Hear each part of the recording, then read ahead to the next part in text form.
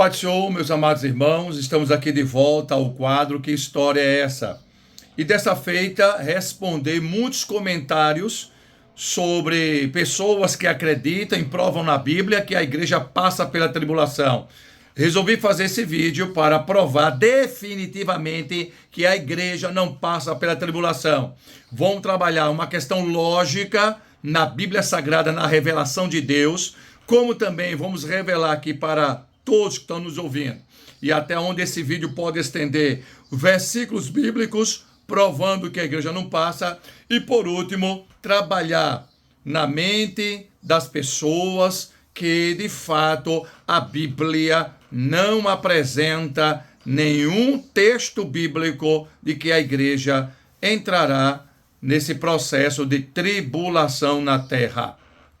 Muito bem, então vamos ao quadro Que História é Essa? Que a igreja passa pela tribulação. Muito bem, vamos direto ao ponto. Primeiramente, amados, vamos analisar que toda a Bíblia Sagrada, 66 livros, 1189 capítulos, não tem um versículo que apresente contundentemente que a igreja passa pela tribulação. Uma outra questão, a igreja não participou das 69 semanas de Daniel. Como vai participar da última semana? Que no calendário profético, essa semana é de 7 dias, são 7 anos. Porque está escrito lá no livro de Daniel, capítulo 9, versículo 27. 70 semanas estão determinadas para o teu povo. Então é para judeus. As 70 semanas não é para a igreja, é para judeus. Estamos vivendo a 69 semanas de Daniel, e quando a igreja for arrebatada, então entrará a última semana de Daniel, e a igreja não estará participando da última semana de Daniel, porque é o juízo de Deus sobre a terra. Então, amados, não faça confusão. Judeu é uma coisa, igreja é outra coisa, e ímpio é outra coisa. Mas, segundo a visão da teologia aliancista, diz que a igreja é o novo Israel de Deus. Não, meu amado, os judeus vão passar pela tribulação porque serão castigados por Deus por rejeitarem a Cristo.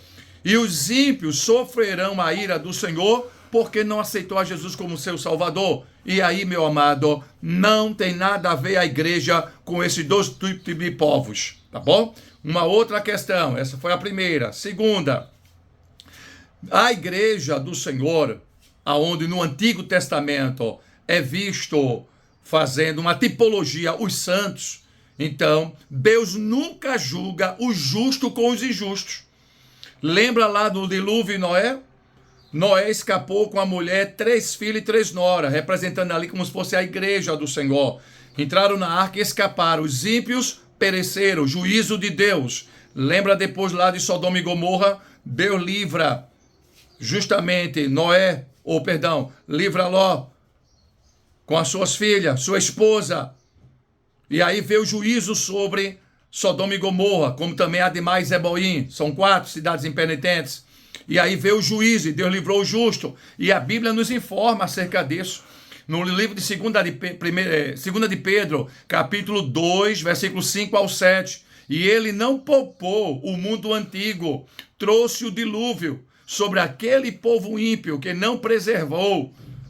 E aí apenas preservou a Noé, o pregador da justiça, e mais 7 pessoas. Ou seja, também condenou as cidades Sodoma e Gomorra, reduzindo ela a cinzas, tornando-se então um exemplo de que acontecerá com os ímpios. Mas livrou a Ló, homem justo, que se afligia com o procedimento libertino dos que tinham princípios não morais, princípios vergonhosos na presença do Senhor.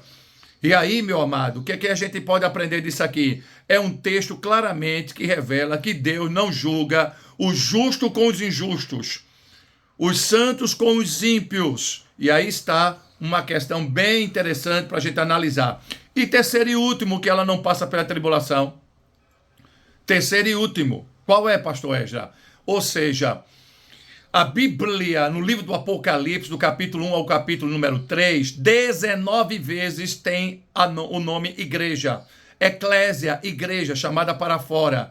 Capítulo 1, 2 e 3, 19 vezes coloca lá, igreja, igreja, igreja, igreja. Agora, pasmem os senhores e as senhoras, e aqueles que querem de todo jeito entrar na tribulação. Vai só, meu filho, porque biblicamente nós não temos prova para isso.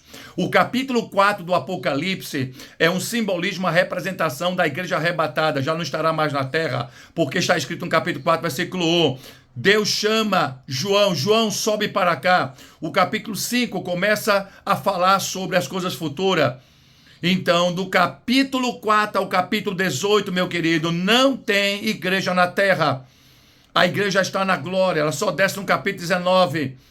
Então, meu santo, preste bem atenção, capítulo 1 ao capítulo 3, 19 vezes tem a palavra eclésia. Agora, eu desafio qualquer um aí me mostrar a palavra eclésia no original grego do capítulo 4 ao capítulo 18, eclésia, a igreja na terra.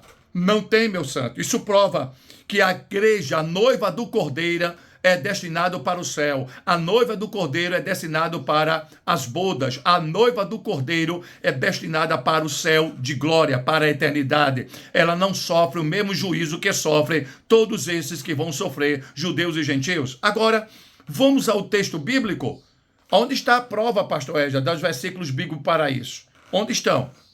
Vamos começar com isso aqui. 1 Tessalonicenses capítulo 1, versículo 10.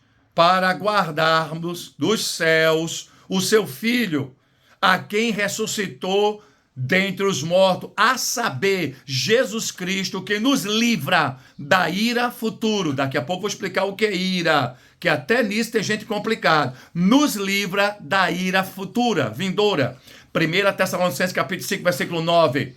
Olha o que está escrito. Porque Deus não nos destinou para a ira, mas para a aquisição de salvação por nosso Senhor Jesus Cristo. Nos salvará, completará a salvação com o arrebatamento da igreja.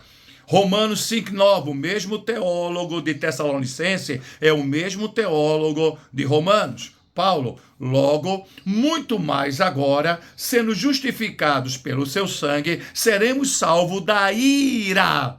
3 vezes eu estou falando aqui a palavra ira. Vamos agora para a teologia joanina, escrevendo o livro do Apocalipse. Ninguém falou mais de escatologia, ninguém mais falou sobre arrebatamento, vinda do Senhor do que Paulo e João. Vamos agora para João, capítulo do Apocalipse, escrito por João, 3 e 10. Como guardaste a palavra da minha paciência, assim eu te guardarei da hora da tentação, da hora do juízo de Deus, da hora do sofrimento, e não na. Aí alguém agora está fazendo uma interrogação. Pastor, o senhor está errado. A palavra ira aí significa a ira depois da tribulação. Isso aponta para o juízo final. Então quer dizer que a igreja passa. A ira de Deus é no final. Aonde é que você leu isso, que a ira é no final? A ira é um processo de juízo de Deus sobre a terra, sobre judeus e ímpios. E isso eu lhe provo biblicamente, meu santo.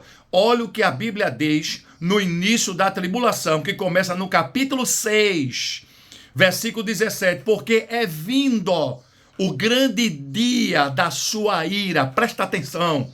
É vindo o grande dia da sua ira. Começa no capítulo 6, com os 4 cavaleiros do Apocalipse. E quem poderá subsistir? Quem poderá suportar esta ira? Meu Deus do céu, aqui cai por terra toda essa ilações, todas essas ideologias, todas essas falsas doutrinas, todas essas ideias pós-tribulacionistas, pós-milenistas, toda a narrativa de quem não quer aceitar o que está claro e patente aos nossos olhos. Por isso que nós, escatologistas da linha pentecostal, estudamos a palavra e reafirmamos, a igreja não passa. Somos pré-milenista, pré-tribulacionista, dispensacionalista. E aí está a prova, meu irmão. Me prove agora que ira do capítulo 6 e 17 está falando da ira do juízo final. Escute aqui, teologicamente, a palavra ira de Deus, a ira futura, Isso fala desde o início da tribulação até o juízo final. É um processo a ira. Então a ira começa exatamente aí, meu irmão. Olha aí, ó. Está escrito: o grande dia da sua ira chegou. E a ira começa com o capítulo 6 e vai até o capítulo 20, onde teremos o dia em que haverá o juízo final. E 21 e 22, novos céus, nova terra, eternidade, por aí vai. Por isso, queridos, que eu reafirmo e digo novamente, nosso livro explica claramente todas essas coisas. Está aqui. Olha aqui, mais uma vez eu reforço. Eu explico detalhadamente. Apocalipse, uma interpretação na teologia pentecostal. Tá aqui, ó, quase 300 páginas, capítulo por capítulo, eu vou explicando detalhadamente. Já estou na 5ª edição para esclarecer as mentes dos incautos sobre isso. Que Deus abençoe, que Deus vos ajude. Comente aí o que você achou desse vídeo. Se você ainda é contra, se você é a favor, passa esse vídeo para as igrejas que ainda têm dificuldade sobre isso. Portanto, que Deus abençoe, que Deus ajude e que a palavra do Senhor seja abundantemente poderosa na tua mente e no teu coração, tá bom? Segue a gente aí nas redes sociais e estaremos fazendo mais vídeos para a glória do Senhor.